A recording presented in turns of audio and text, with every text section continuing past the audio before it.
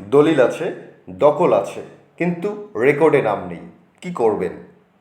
ভয়ের কিছু নেই। আপনার কাছে যদি দলিল থাকে তাহলে এটি হচ্ছে সবচেয়ে বড় প্রমাণ।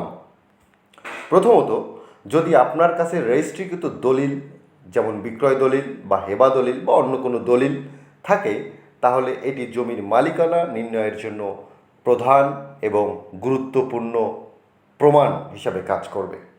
দ্বিতীয়ত, আপনি যদি বাস্তবে জমির উপর দখলে থাকেন, অর্থাৎ জমি ব্যবহার করছেন, চাষাবাদ করছেন বা সেখানে বসবাস করছেন, তাহলে এটাও আদালতে আপনার দিকে একটা শক্তিশালী দিক হিসাবে কাজ করবে। তবে সমস্যা দেখা দিতে পারে যদি সরকারি খতিয়ান বা রেকর্ডে, যেমন সিএস, আরএস বা বিএস খতিয়ানে আপনার নাম না থাকে। কারণ সরকারি রেকর্ডে না থাকলে আপনাকে মালিকানা দাবি চ্যালেঞ্জের মুখে পড়তে হবে। এখন যে বিষয়গুলো আমাদের জানতে হবে বা করতে হবে, দলিল দলিল প্লাস দখল ঠিক থাকলে সাধারণত আপনি 70 থেকে 80% সম্ভাবনা থাকে আদালতে মালিকানা প্রমাণ করে জমি পাওয়ার।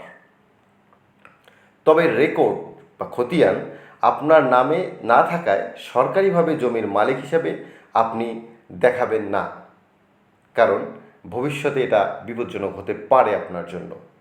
এখন রেকর্ড নিজের নামে আনতে কি করবেন?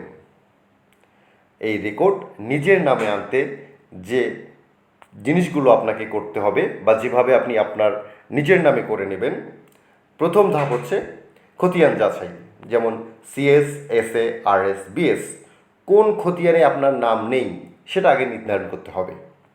এরপর দ্বিতীয় ধাপ হচ্ছে দখলের প্রমাণ। যেমন আগে বলেছিলাম, জমিতে ঘর, গাছ বা চাষ করছেন বা ভাড়া দিচ্ছেন বা খাজনা প্রদান করতেছেন, এইরকম কিছু ডকুমেন্ট। 3 নাম্বার হচ্ছে মিউটেশন বা নামজারি, যেটা আবেদন।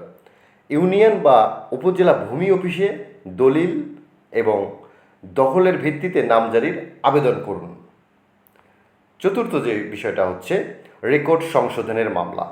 ভূমি অফিসে আবেদন খারিজ করলে এসিল্যান্ড অফিসে আপিল করুন। তাতেও যদি না হয় তাহলে সিভিল কোর্টে খতিয়ান সংশোধনের মামলা করতে হবে। পঞ্চম যে ধাপটা, সেটা হচ্ছে আদালতের রায় দেখিয়ে সংশোধন করুন। আদালতের মালিকানার স্বীকৃতি দিলে সেই রায়ের কপি জমা দিয়ে ভূমি অফিস থেকে রেকর্ড সংশোধন করুন। আমি আছি আপনাদের সঙ্গে, অ্যাডভোকেট জাকিউল হাসান সিদ্দিক রাসেল। জমি জমা সংক্রান্ত যে কোনো সমস্যার জন্য আমার সঙ্গে যোগাযোগ করতে পারেন।